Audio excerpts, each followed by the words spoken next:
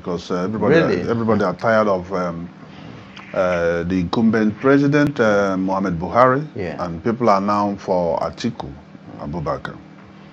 So probably that led them to quickly announce the postponement and to cancel election on the 16th. Because this INEC chairman, every day people ask him, are you prepared? Yeah. Are you prepared? Yeah. All the media, everybody, the House, the Senate, and he said, yes, we are prepared. We are ready for the election. Yeah. So what happened? Why suddenly, in the midnight, you postpone the election? And the fact that they are coming with the flimsy excuses that they could not transport the ballot papers from A to B.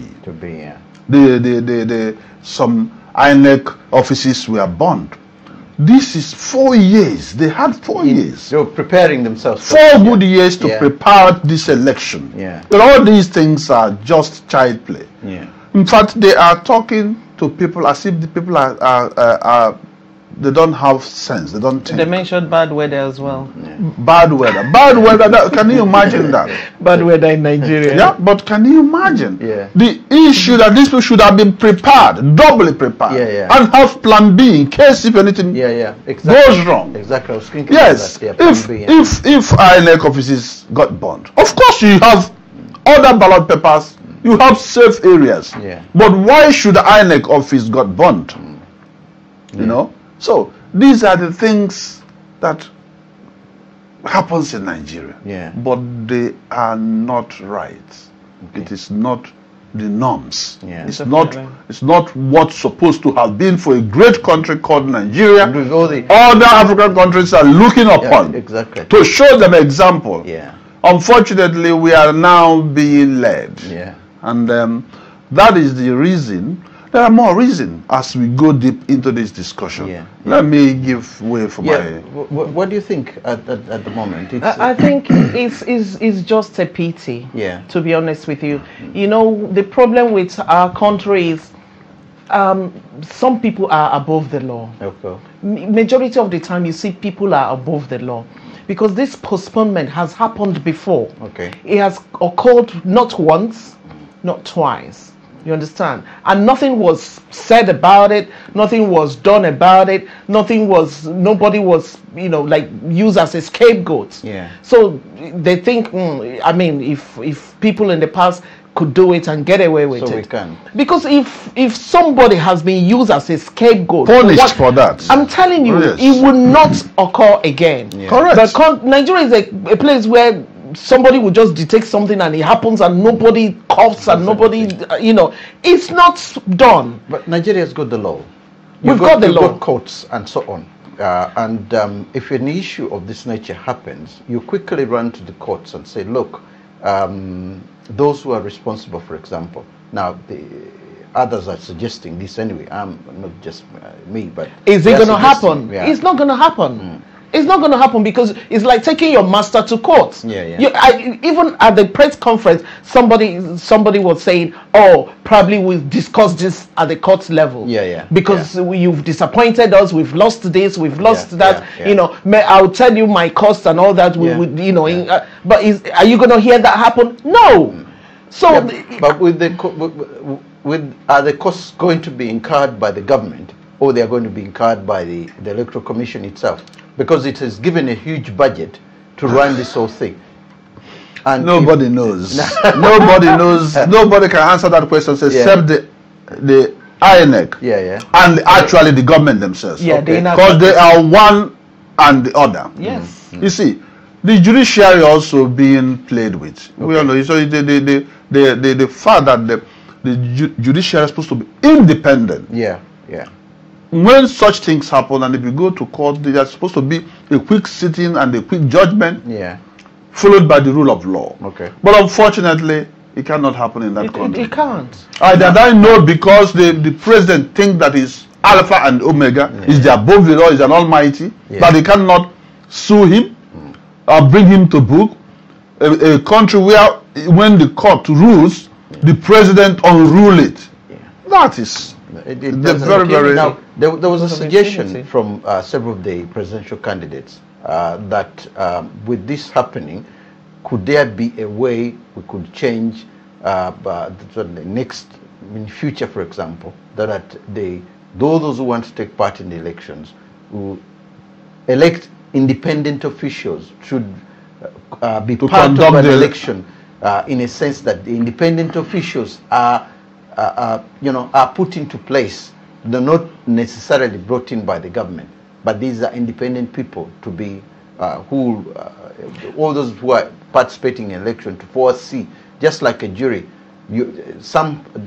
The courts have to sit down with the defendants and so on to make sure that whoever is coming in as a jury is an independent person. Steve, listen, in a very civilized country, that is the right thing to do.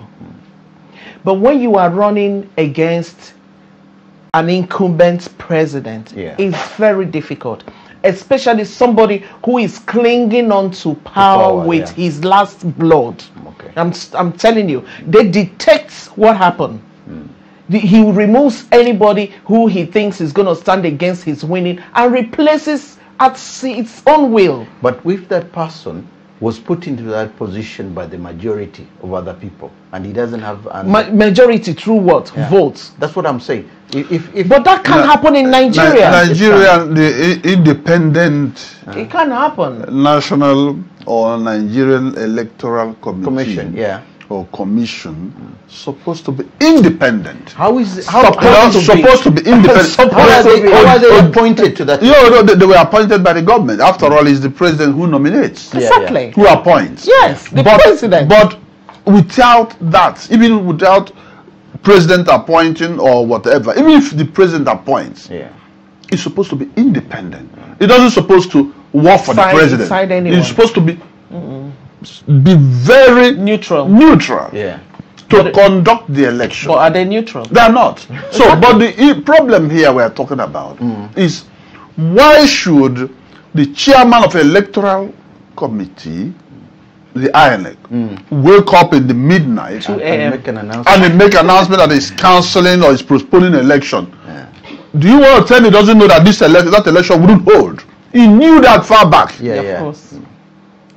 But they let people to campaign, waste their money, full of themselves, travel from one state to another to vote, and these are poor people spending their money. That's where it comes in. Who is going to pay all these expenses now? If you go into a court of law and say, this is how much I've spent, I need my compensation. Is it the Nigerian government that's going to pay you? They are supposed to pay. But are they going to pay? No. A government that's owing a teacher, owing salary, owing civil servants, they come and pay you compensation for that day. It was even supposed to be declared a holiday, a public holiday. But was it declared? No. Some people left job. I know the experience that traveled from here to Nigeria to cast their votes. To vote, Some are even back today. Because they can't afford another 1 week. Probably they took a week off to go cast their votes and come back. You understand? You know, we're not talking about £10, £20 for flight ticket here. So a lot of expenses have been incurred. Who's going to pay? The poor masses. Of course, the poor masses. But even those poor people, they must have money to sue the government. Of course. If they don't have money to feed, where would they get money to go and hire a lawyer, a barrister, whatever, to sue the government for compensation? And we don't have legal aid. No, because that's supposed to happen. If it's a country where the democracy is really upheld and in practice, that's supposed to happen. One ex-Ghanaian president was saying that maybe it's time Ghana and other African countries help, in a sense that we know that, of course, Nigeria can take care of itself. But if you bring in a foreign person, a person who is obviously neutral, is not a Nigerian, and you bring him in to run the Electoral Commission, for example, and help, and then maybe get others, not necessarily the foreign observers, because observers are simply there to observe, but bring in those people so that once they're in, they're helping out. Can this be of any help? No. No. It wouldn't. my dear. Are we talking about African countries? Because Kenya has suggested that. It's a good suggestion. Yeah, so you want the AU to organize the electoral commission for Nigeria. To go from one country in Africa to another to organize the election. And you think that can be possible? Not work. I think it's possible. It is possible, but it won't. If all the countries agree to that. If all the countries agree, it still will not make any difference. It might not. It wouldn't. I wouldn't, because the level of corruption in Nigeria, they influence the Western world coming to observe, not to talk of African. They're all dying. It's a phone call. I say you they come and observe me tomorrow. I've sent one beast. He's on the way to your house. Open the gate man. And you see beast parked in front of your house, and you come and observe me. They are all the same thing, my brother. Don't even bother. So they influence Western world. They influence these people coming to observe. Not to talk of their brother and sister there. They all dine and wine together. They are all the same thing. They are all the same color. Only say some people hands short. But there has to be a way, because the way I look at it is, I mean, we all know about corruption. We all know how things are happening, and we all know how difficult it is. But the thing is, there has to be a solution somewhere. Now, Stephen, and that solution has to come. Please, I want to assist you here. Because you are talking when all things are equal and when all things are normal, when all things are right. But why would we think? Why should we start thinking about even African Union to organize, to have INEC, or to have something like electoral commission to come and conduct election in each country? Countries can do that themselves. Of course. You know? But the problem is, because we are not matured democratically. We are claiming to be democracy, but we are not practicing democracy. Not at all. Especially in Nigeria and most African countries. We are not practicing democracy. Because if not, INEC is capable of really conducting Nigerian election free and fair. It's done that in the past. If you have, if you have the chairman that is uncorruptible, that does not want to listen to whoever is God in that country, because in Nigeria the president is all and all. It doesn't supposed to be like that. In a civilized world like America, you see what they talk about Trump. They sue him, and he goes to court and lose. And that order given by him is cancelled. It shouldn't be implemented. Of course. But Buhari, we have audacity to remove the Chief Justice of Nigeria, and nothing is happening. Nothing happens. We have audacity to overrule the court decision to release somebody from prison, and we say to fee or whatever they call it, the person stays in prison. That is not democracy. And that is the problem you have. That is our problem in Nigeria, because we are not really practicing true democracy. That's right. No freedom of speech. Because there must be checks and balances. The executive, of course, the legislative, and the judiciary. And each one of them balance the other. But it's not happening. Because it seems that the executive, the presidency is all and all. Even overruling the legislators. That is not on. Okay, another suggestion was made that the chairman of the Electoral Commission should be removed from his position, and a certain lady has been named, Ngozi, the former World Bank. She worked in the World Bank at one time. I think she was even a minister in Jonathan's government. They were suggesting we give her the post to be the chairman of the INEC, the chairman of INEC, and then also to ensure that certain areas, maybe with women in certain positions within the Electoral Commission, maybe there won't be as much corruption as possible. Is that in a way of any help? Could that be of any help? To be honest, because it's men who are being pointed a finger at who are corrupt. Yes. Now, women are not involved in corruption. We are not being given the chance. Yeah. We are not being given the chance. You know, if you come to the statistics of women in politics in Nigeria, it's very low. Yeah, because I've got here the percentage of those 5.29% of the seats within, of seats within the Senate. We're not being given the chance. Are women. Because, the Muslims, they see the woman's place in the kitchen, in the other room, whatever they call it. They don't think this is where society comes in, because from the UN Charter, that's something that I was going through. The former, not UN Secretary General, but the former Commonwealth Secretary General, Ejikeme, who died a couple of years ago, had suggested that Africa should, not only Nigeria, but the rest of Africa, should look at our cultures and, whereby we had put women in, we don't some really strategic put, position. The former Secretary General, the Kofi Annan, was the one who died. Some years, about 2 or 3 years ago. Although they were trying to, make sure that women are seen to participate in politics, right? And because it's a common saying in Nigeria that women have to be seen, but they're not. That is according to the tradition. That's according to the tradition, but it's really changing. But it's wrong. It's really changing because the lioness is right here. But coming to the changing of the INEC chairman, because you raised that up, we didn't really touch on it. Okay. Yeah, there was. Well, there's still a rumor that the president wants to put somebody like Amina Zakare, one of his relatives, but that would be the country, the political parties and the oppositions are really against that, and the country in general.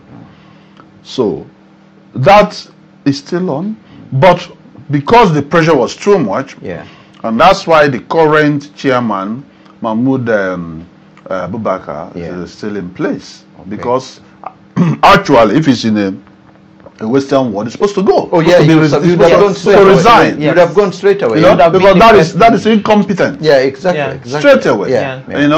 So, but Nigeria being what it is, but we shouldn't be accepting this sub. Of course, of course. It's not. But so the issue of women, because I want to hear your opinion on that. The issue of having women in certain positions, because this is where the senators, for example, during the election campaign, with all the political parties, including most of the political parties, and even the men who are campaigning as presidential candidates, when you look behind them, there are very few women behind them. They are all having men behind them. Could this be part of the problem? Because Rwanda has managed to solve this problem. Yes. Even Ethiopia. It works. Ethiopia now has, the president has. Germany works. Yes. Yeah. German president. Yeah. I mean, a woman. It's correct. Britain is. Britain is. I want to get you. I will vote for that anytime. Because the few top positions that women have had in Nigerian politics went well. They were impeccable. In fact, because they were very strict, educated women, sound women. You understand? We have them. We have sound, educated, articulated people who knows when they are saying something, they know what they are talking about. But we're not being given that chance. The thing is, maybe because I'm looking at it as an African, and from my point of view as well, from home in Uganda, where I come from, because we are also we are fighting that barrier as well, in a sense that we have educated women. But the cultural system comes in the way that, because when men are seated, there's always that come on, put the women behind But that's wrong. Yeah, but the society are changing. We need, of course, the society are changing. We need to balance. Even in Nigeria, the society are changing because even now we still have women in positions and also in power. 58 years with men ruling, and we are not heading anywhere. Why don't you guys try a woman? Yes, look, the lady, give a woman a chance. The lady in Liberia, who of course, who went out, her name again, president of Liberia. Yes. She's left positions of women in Liberia. There are various positions in Nigeria in Liberia now, which are held by women. Even now, George Weah is the president, but he hasn't changed that because they've seen following the continuation. They could say he works exactly. He works. That's why I'm saying, look, do that in Nigeria, they'll kill you. Nobody will kill you. They'll kill you. Could that be a change? Could that change be of help? It will be of help, tremendous help. But are we going to see that happening? Please help me tell them. Chief, why is it? Let me not hold it because they're sitting next to it. Why is it not happening? We have people who are eager. We have people who's got what it takes to be up there. We have people who are well learned, who can represent us in every level. But are they being given the chance? Even one day, write a joke on Facebook. Nigerian women president. The other one saying for your mind, Abi. The other one saying in your head. The other one saying your dream. As if to say it cannot be done. No, but what's wrong with that? I come up with a suggestion. I always come up with it. Maybe it's a good suggestion, Steve. I owe you a cup of tea for that. Steve, hold on here. Maybe you are not fighting hard enough. We are fighting. You are not going. No. You are not putting your foot forward. And you're not being, maybe the husbands are saying, look, no, don't, but maybe you are not, because you really need to, you're supposed to be everywhere when you're campaigning. Steve, let me come in here. Okay. Let me come in here because even these present political parties, women have power because there have been also vice presidents nominees in majority of these political parties. You know, and also in the government, women have ministerial positions. You know, they're also in judiciary, in legislature, they are there.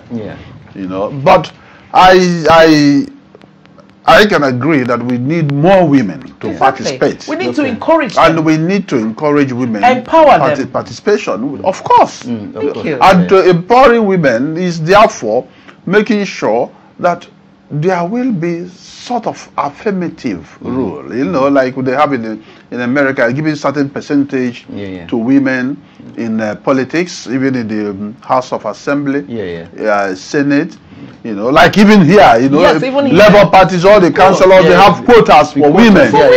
So we can try to practice have that. No, it's not existing now, but we can try to make sure that these things happen. And for it to happen is to educate the masses and educate the government itself, because the government must create enabling environment for this to happen. And also those in the House of Assembly and the Senate, the legislatures, should be able to promulgate this topic and make sure that it is implemented. Having said that, that does not mean that women have not got positions. We have women presidential candidates, obviously, you know. We have in YPP, the Kisle Mowalo deputy is a woman. That's the vice president candidate. And so in other political parties, which I cannot call all of them here, because we have, as you know, 91 of them. You know. So that is that. And even we have 73 presidential candidates. Do you know that? 73. 73 in the ballot paper. You know. So, but that is so-called democracy.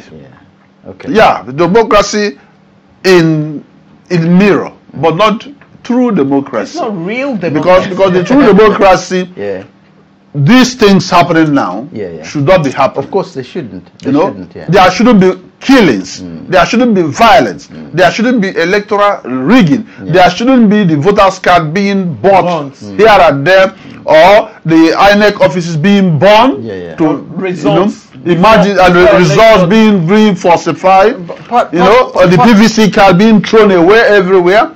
That is not democracy. Yeah, of course it isn't. And that is not even good organization. So INEC, for me, should be held responsible. Why are we seeing this PVC everywhere in the rubbish dump? Why? Everywhere. People's houses. Right, security. Wasn't enough security given to the Electoral Commission? Because maybe that's part of, because mentioning, one of them was mentioning that most of the things that have happened, like the bannings and so on, security wasn't given.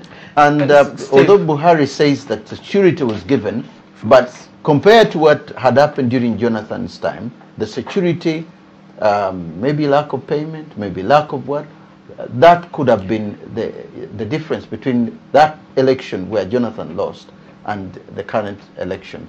The security is a major issue because those things were supposed to be guarded wherever, so that these malpractices would never have happened if the security was not. I don't think security was issue. It was an issue. It was because they had the plan to postpone this. Okay. Yes. You don't just get up 2 a.m. and go breaking news. This will not happen. No. It wasn't a one-day plan. It wasn't even 2 days. It was 3 days. He was just enjoying watching people fool themselves, hoping election will go on. So telling me security. Of course, when something happened, you cook up excuse now. Can you imagine telling us logistics and bad weather? When INEC is not a commission, It's a massive, exactly. They will tell you, what do you require for this? And you will name up to money for pen. It will be, they will give you double. So to make sure there's a lot of budgets. Well budgeted. It was well budgeted. Everybody is like, if that's what it takes to conduct this election, take extra. So coming to tell us that security, how, where were you owing the security? Was that not people to employ for security? Did you not have security before? I mean, there's no excuse. They have, in fact, it's in the truth behind this postponement. Now heaven will go hear the results. Right. Because there's so many things are coming up here. Whose advantage is this going to be now? Because if the postponement has happened, and that has been maybe planned in advance, there has to be somebody who is going to gain from this. Either they're gaining financially, or somebody's vote. Let me take a cue from the Lioness the discussion on security. Yeah, security is also an issue. We should not overlook that. Because if there's a proper security, I don't think these things will be happening. No, of course, wouldn't have happened. Because security works in both ways. The security also checkmates the INEC and see that they don't malpractice. So the budget for this election was well budgeted. It was well planned. It was a huge amount of budget. They shouldn't be complaining. They should have organized everything, including security. And also the army and the police were drafted in. So they're saying that these things, logistics and all this, is just because the election was not going to happen the way they wanted it to happen. Because people are awake. Nigerians are awake. Nigerians will not allow them to rig the election the way they wanted it. So probably that was what is underneath. But if it's a right-thinking government, they should have set up investigation panel straight away to know what is going on, what happened. Unfortunately, you can't see that in Nigeria, or maybe it's after the election. So it's medicine after that anyway. Right? Now, coming to the fact who benefits. Of course, it's a planned day to disrupt the election. Mind you, many people travel from one town to another to vote in their home towns and villages. And these people use their own money, to travel to these villages or towns. In question of 1 week, and you want them to go back again. Of course, many may not go back. May decide, and it may be to this favor of the opposition parties. Because majority going to vote, we are going to vote for the PDP or other parties, not the ruling party, APC.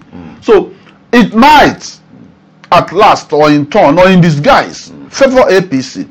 But we are asking Nigerians to come back, go back and vote. And prove them. Don't let this demoralize you, discourage you. Yes, it may be in financial difficulties, but please go and exercise your franchise. It's very important. Because if you leave the APC government back again for 4 years, for another 4 years, the country will be in a very big trouble.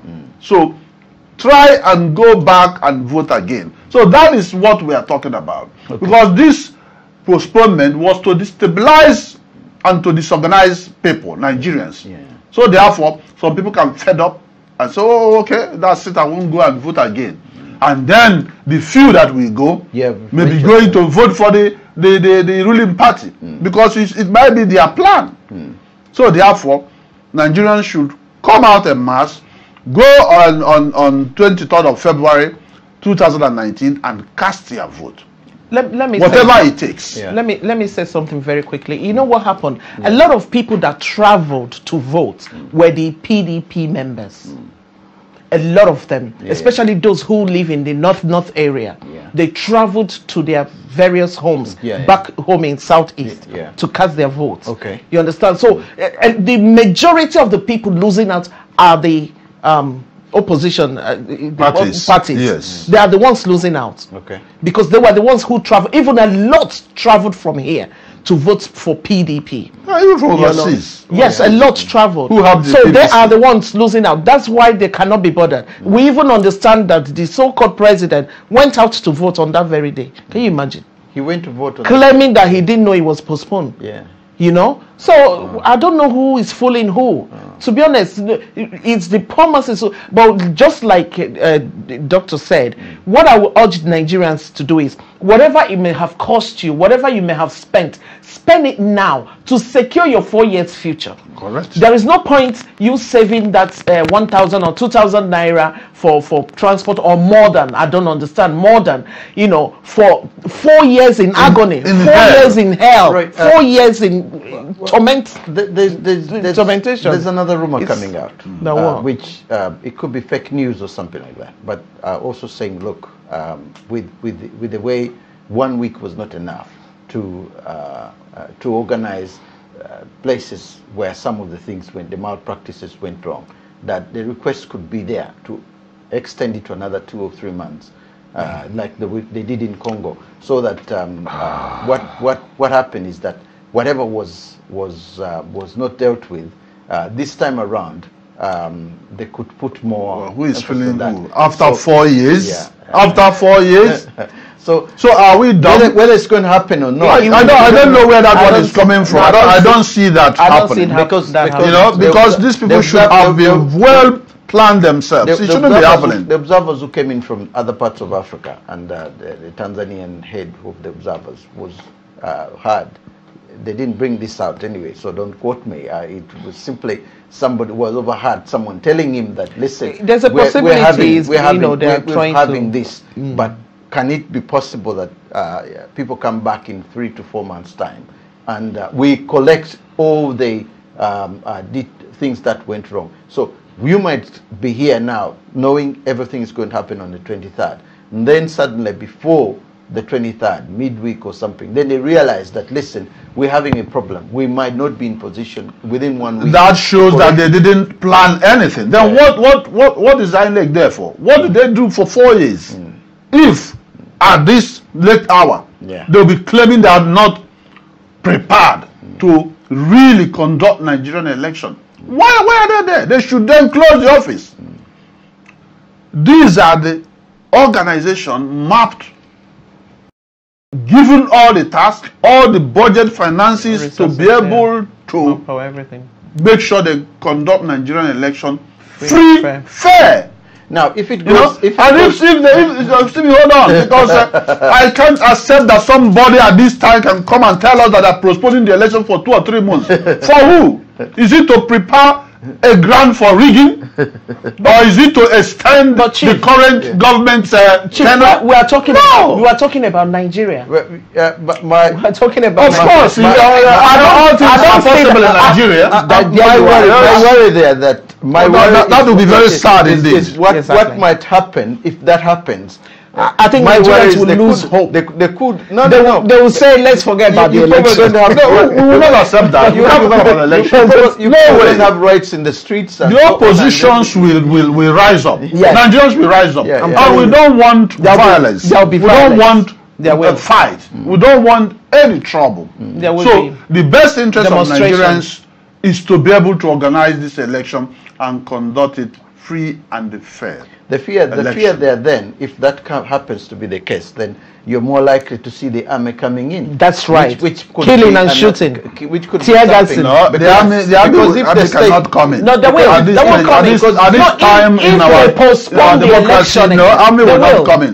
This time in our democracy, there's no room for the army to come in. Yeah. So let's put that aside. No, let's pray it doesn't happen. Because, Stephen, Nigerian democracy, be it what it be or what it is, the army have no place now. Yeah, but they've always had a place. They've always the way our democracy is being organized and being run, no matter that it's not perfect, but there's no place for the military. So we will not support that. We will not advocate that. We will not even think about it. All the time they come in. Did we think about it? We've never thought about it. Yes, the time has come to pass. But with the arrangement, current arrangement now in most African countries, no more military coup. No more military takeover. No more military intervention. It is what it is. No, we don't want any kind of intervention. The civilians are, at this point in time, capable of remedying any nonsense. Yeah, but Chief, the Python dance back home in the eastern state was sent by the president. That's what I'm saying. No, the president. He will still send them again. Is he the president? That's a military. We are in a military regime. Okay. So we won't go there. Okay, we wouldn't. I want us to look at another thing, which again would have been very advantageous as far as this election is concerned, is that the opposition parties would stand as one voice and say, look, we as the opposition, this is what we want to happen. Coalition. As make a coalition, sort of a coalition. So coalition of all. No, so that they all stand together. Make some kind of declaration that in order for these elections to be fair, we want A, B, C, D, because Alistair had suggested that. I was talking to one of his men and he said, look, we could have stood up and said, let's come up with one voice. Then the government and INEC will listen, because we have stood together as a team and said, look, this is what, if this has happened, this is what we want. Now, if in case this happens as well for them, they said the next 3 months, then if all the parties stand together and say, no, we're not going to accept this, this is what should happen. But I think that, do you see that collusion happening? Yeah. Is it existing? I think it's existing somehow. Yes. I know that some parties, because obviously we have 1,001 of them, I know that few of them came together to say no. Instead of this, that, let us come together and support you and front you and, see where we go with this. Yes, it is happening. It is happening. It is happening. Yes. Some way it is, but not is in the sense of they are coming to merge as a one. No, not to merge, but just to have that voice. To support collective voice. Collective. Not all, but some of them are really getting together. But with the way things are now, I think that it should be the right thing for the oppositions to do. For them to really stand together and say that we are not taking this. This is not happening, and we will not accept this. The election must be conducted. And not only that, it must be fair, free. And no intimidation, no bullying, nothing. What the president said today or yesterday, that if you snatch the boxes, you are at your own risk and all those things.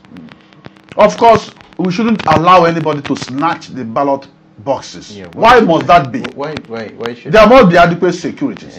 But that doesn't mean to unleash a dead weapon on people with excuses that are snatching ballot boxes. Because it might not be true. It might be trying to, you know, blame some people just to eliminate certain individual and therefore get the box themselves. So that shouldn't even be happening. We shouldn't be hearing about that.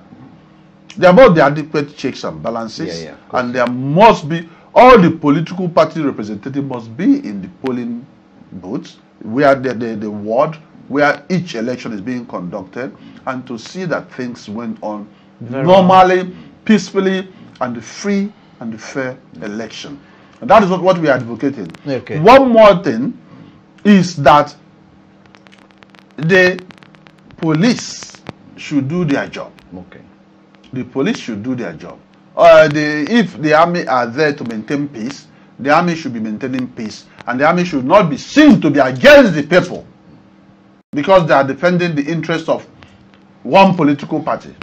So that must be a play leveling ground. There must be a play leveling ground for all the political parties, and to see that this election is conducted in a normal circumstances, in a very peaceful environment. I agree with you, Chief. It's easier said than done. Thank you. I was going to say that. It's easier said. As we are saying, they are hearing that. So the government should make sure the international observers should.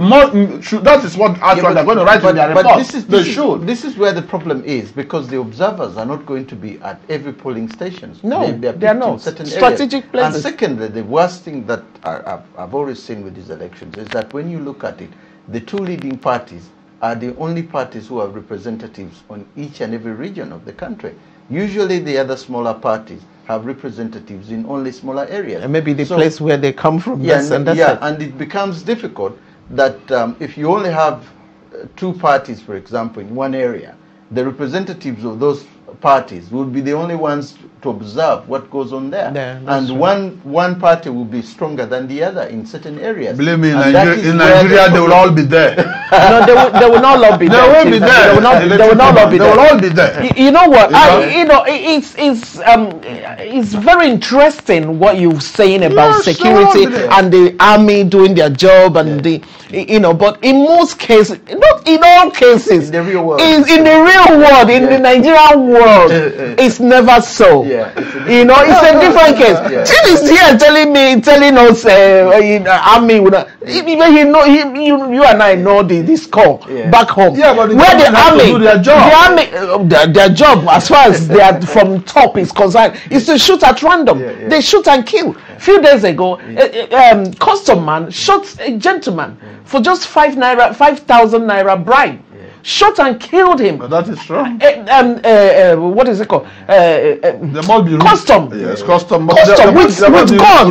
Do you expect a custom man to carry rifle? It's not done. No. So as far as Nigeria is concerned, the army is the governor, the police is the governor, because they have these things, and you talk, they cock the thing, and boom, you are gone. You understand? So they use that. Well, we shouldn't accept that. We shouldn't tolerate that. That's what I'm saying. No, we are not tolerating it, but it will happen. Now, one of the major issues that, again, which always affects, I think, not just Nigeria, but most of the African elections. Of course, people are poor, and those with the money, will always have a bigger voice. Ghana must go back. Now, because they have the money, the chances are your Atiku is likely to go through. Buhari is there. They have the people with the money have a much bigger voice. Now, there has to be a way where somebody with no money can also have a voice to come in. This is where I think the women's have failed to. Thank you. To prosper. Because I can be the president of Nigeria, What stops me? Of course, why not? Exactly. No, but I don't have that kind of money to That's why we should have a cap. We should have a cap. Political expenses. All the political parties should have a cap on what they spend. And also to create the enabling environment for you to be able to campaign. Steve, you hear some money. You hear some amount of money you want to friend. You understand? Because not everyone's got it. The others have got money to buy these boys. What are they called? The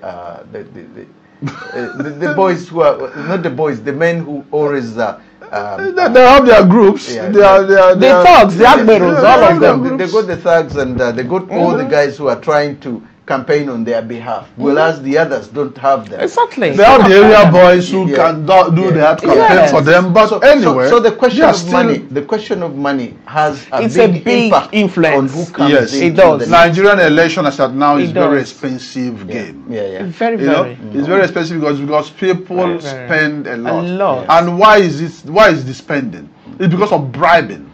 Now they buy bag of Gary, put their logo there. APC logo, and be giving bribing people.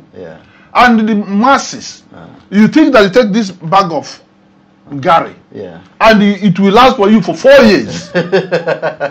Something that will finish in one day. And you will go hungry for 4 years. People are and you have voted for a wrong person, that is already acquiring wealth, amassing wealth, stealing from you what you can use to give you light, good hospital, good road, good accommodation, and provide work for you.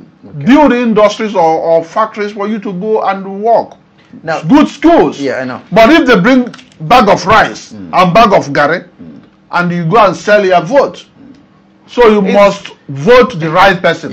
Don't vote anybody who give you bag of Gary, bag of rice, or whatever. No, but you're going to tell them not the to right person. Are you saying collect and vote? They should vote for the right person, not to vote for those people bringing Gary and but what about collecting the rice? Chief, can I? Even if you want to collect the rice, collect and vote for the right person. I need your opinion on religious leaders, because some religious leaders are now campaigning for certain political parties. I saw Atiku and a lady who is happened to be a political leader. She's even here in London. She's a political leader. Yeah, she's a religious leader. You know the people who put on their white. The Pentecostals, with the white. Those. Pentecostal. It's not Pentecostal. Oh, okay, you go to. I didn't say I go to. I just go there. All right. Okay. All I know is her name is Mama something. I know who you are talking about. I know who you are talking about. What's her name? I may not. I wouldn't say that. Okay. The question has been going around that it wasn't right for her to campaign and tell people to vote for Atiku. And I think Buhari has also had one or two other religious people who have come in, and they have also tried to campaign on his behalf. Now, the question that I have now in mind is that do you people think it's a right thing Stephen, now to involve religion? Let me comment, and I want her opinion here. Let me comment. There's nothing bad in religious leaders telling their congregations to vote the right person. Okay. Nothing wrong. And if a religious leader trying to endorse a candidate, it must be with certain reason. But even the congregation should not be stupid for any politician to come and endorse somebody that you know that he has not performed.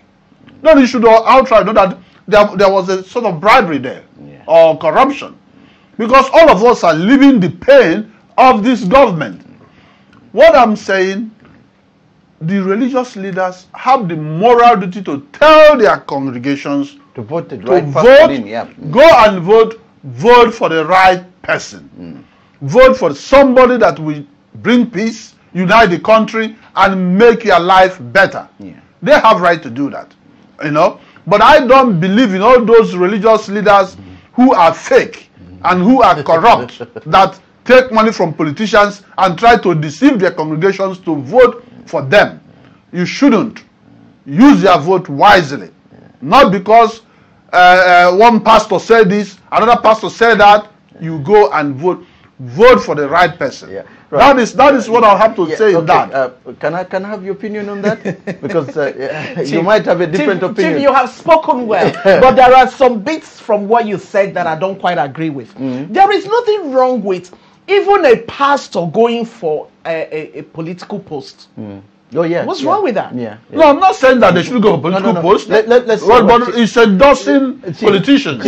Can we hear what she has to say? When you're talking about endorsing, this one is not don't endorse. You come out. There's a church leader, an archbishop at Abuja, who's coming out for his senatorial post, and everyone is happy about that because when we have a religious man in the position, they're protecting our interests as well. Exactly. There is nothing wrong with that. No, I agree to that, but I'm not against it. No, I'm not saying you are against it. Not against this is a bit different from what you said. It's a different idea. You know, there's nothing wrong with that. But you know, saying that your pastor has the right to endorse the person and tell you right, it depends on who you see as right or as wrong. You understand?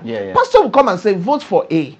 And you are not seeing A as the right candidate. Okay. You understand? It's your choice. Thank you. It's your choice. You understand? But what I wouldn't like is, you know, like forcing the congregation, like he said, forcing the congregation, say you vote must for that particular person. Exactly. That's you what understand? Because your relationship with that person might not be my relationship with that person. Correct. The way you view that person as a right candidate might not be the way I view that person. You understand? So fair enough, you have said it. You know, it shouldn't be like everyday sermon in the church. Pastor, hello, you've said it, we've heard you. Let's move on. You understand? But for me, if any pastor, any church leader, any religious man, I'd rather you come out to vie for the post than to sit and take bribe and make yourself, today you are there, tomorrow you are castigating this bit, this side, next tomorrow you... No, I will be glad to see more religious men coming out as governors with good moral standing. Exactly, because that's the way we see them. That way we see religious as religious.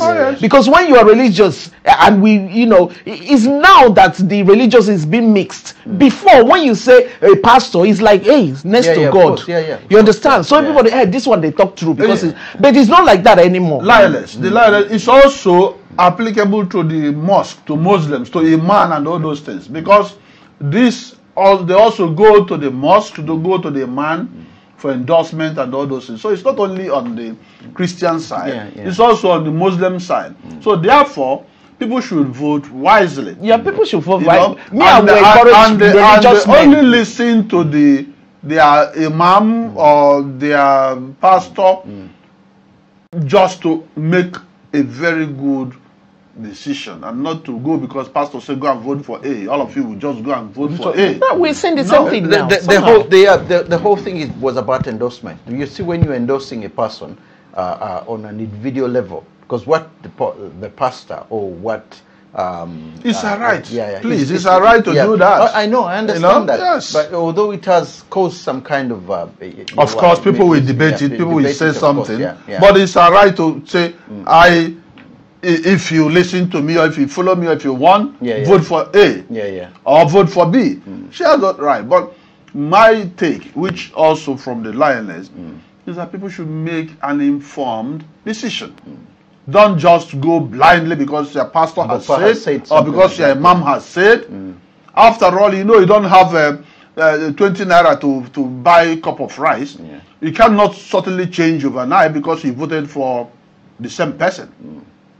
So you vote for somebody where people find it, sad and bad, and is when a religious man who is supposed to be religious and drive people exactly come and says all sorts of rubbish and curse your own people because you are supporting an individual, and that's where they deviate. And meanwhile, this was you who stood out before and said, hey, these people, they are all birds of the same feather. The next minute we are seeing you flying with them. Pastor, Mr. We're coming towards the end of the program. I wanted to know, the tribal issue has always confused the non-Nigerians, and it has also confused us, some of us. Even in my own country, we have that problem sometimes, where one tribe has probably dominated the political landscape, with people from one tribe taking over and developing one area and not developing another one. That has always been, the West has viewed that the Times and Guardians, they have always reported on that maybe that's one of the problems that Africa is facing. You're looking at a political leader, and you're looking at either his religion, his tribe, and so on, and these things influence the way we vote in Africa quite a lot. Now, looking at Buhari and Atiku, the two main people, and looking at where all the other presidential candidates come from, they are likely to get votes in their areas, which is again divisive, because it divides the entire Nigeria into places.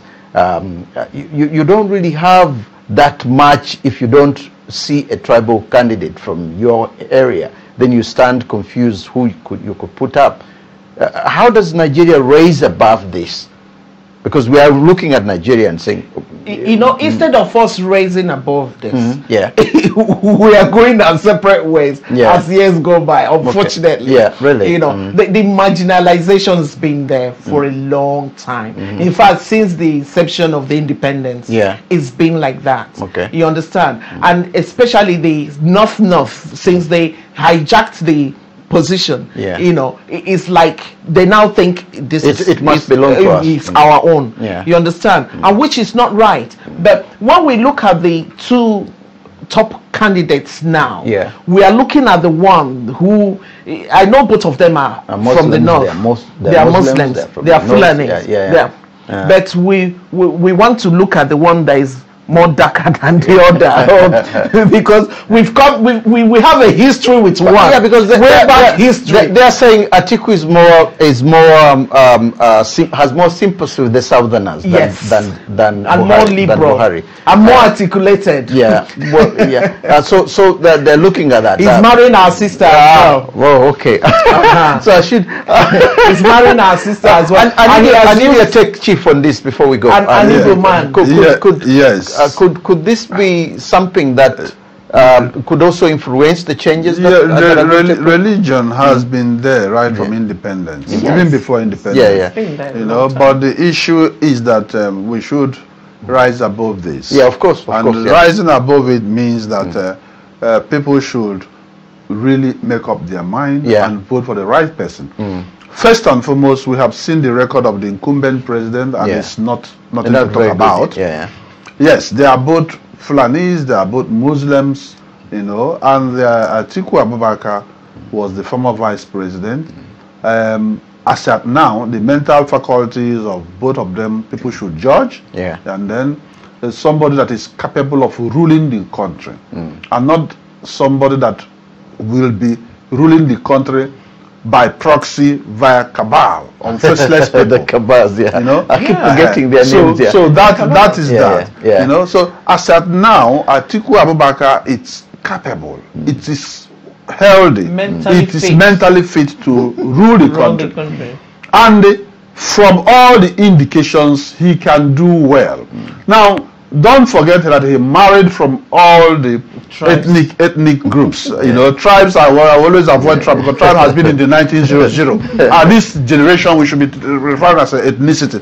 So you can see that Abubakar Atiku married from in the east, married from the west, and married from the north. So for me, he is more Nigerian in that sense, you know, and he will make a very good judgment. But notwithstanding, you cannot trust anybody, because once you get to power, he might change. But all indication that we believe that he might be better than the present administration or the present president, because also our current president, the one that is in power, is not fit anymore.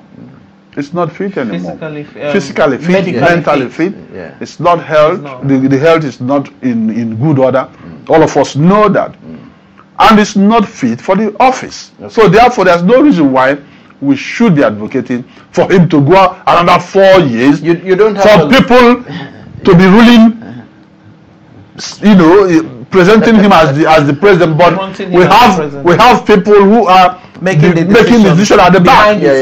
You know, and he's just there as a figure president, playing and talking whatever ways, and losing his memories and all those things. That's what we want. Okay. I kind of admired the approach both of you have had as far as these elections are concerned, and I do hope that elections are going to be fair. Whether free or fair, I don't know, but I do hope that with our prayers, everything is going to be okay. We have come to the end of today's program, and I do hope that you've gained an insight into what is going to happen on the 23rd when Nigeria goes to the polls again. We hope that this time things are going to go right, and we don't anticipate that there will be another 3 months or so. As you know, we don't really want that to happen. We want a free and fair elections to take place in Africa, especially in Nigeria, and then we carry that as a very good example of Africa moving forward. Thank you very much for listening to us and listening and, of course, viewing us. And I hope we'll be together again next week for another edition of Africa Speaks. God bless you.